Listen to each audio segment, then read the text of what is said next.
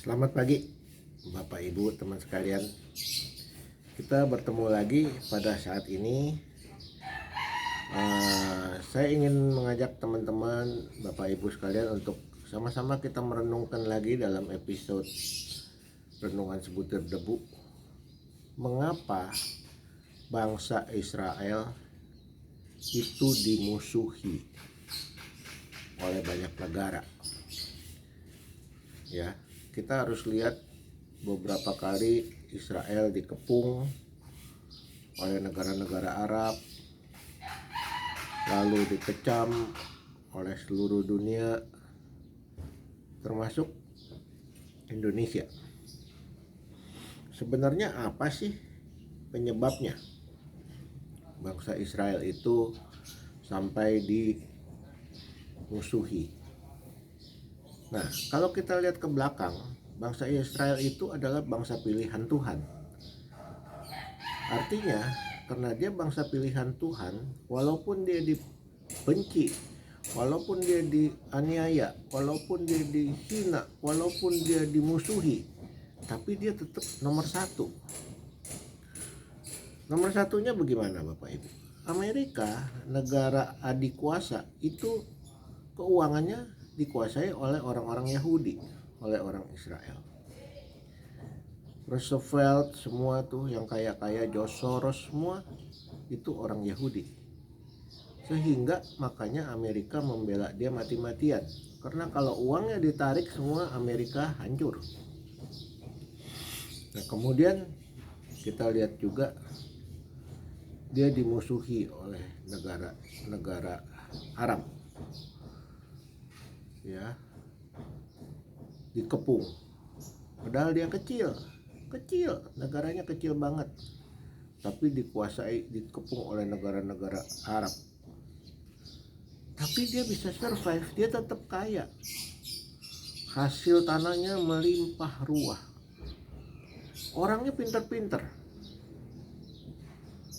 teknologi militer itu nomor satu di dunia. Israel tidak ada yang bisa nyaingin dia. Amerika, Rusia, semua yang negara-negara besar semua mengikuti teknologi dari Israel. Nah, Bapak Ibu, sekarang pertanyaannya, kalau dia ditindas, dia dikepung, dia dibikin susah, dia difitnah, dia diputar balik ceritanya, kok dia masih tetap survive, tetap maju, tetap hebat? Itu bukti bahwa dia pilihan Tuhan. Nah, tapi meskipun Tuhan pilih, tapi karena waktu itu dia bodoh, dia tidak hidup dalam roh. Orang Israel hanya bergantung pada kemampuannya, pikirannya, bukan pada pimpinan Tuhan, sehingga dia tidak tahu waktu Tuhannya sudah datang dalam bentuk Tuhan Yesus. Dia menantikan Yesus sebenarnya, tapi dia mengatakan itu Mesias. Nah, Mesiasnya sudah datang, malah disalib sama dia. Nah, saya mau kasih dasar daripada ayat kenapa sampai sekarang Israel itu dibikin bulan-bulanan, terus menerus, kehidupannya susah terus.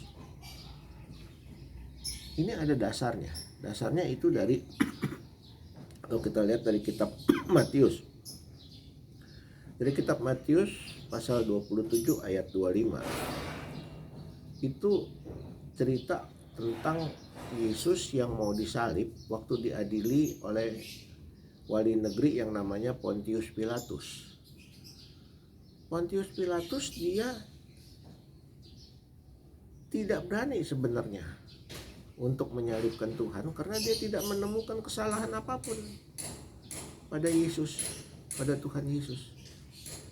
Bahkan istrinya sudah mengingatkan, jangan apa-apakan orang benar ini, katanya.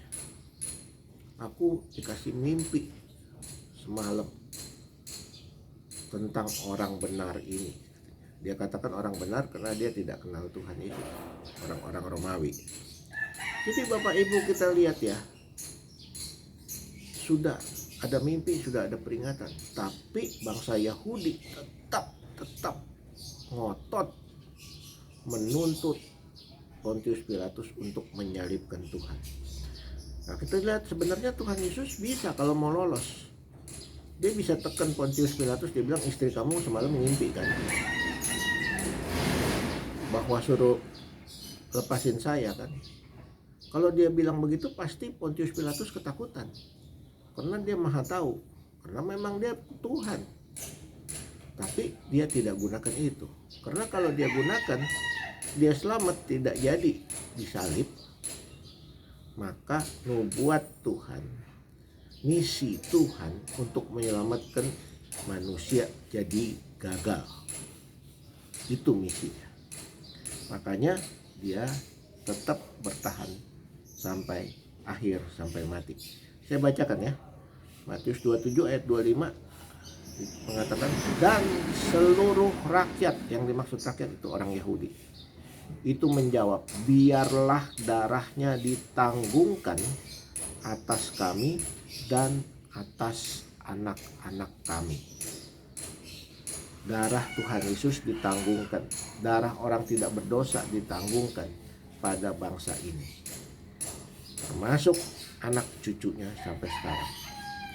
Itu penyebabnya bangsa Israel apes terus, dimusuhin terus, dan dihujat terus oleh seluruh dunia. Tapi namun demikian, karena dia bangsa pilihan Tuhan, dia tetap eksis.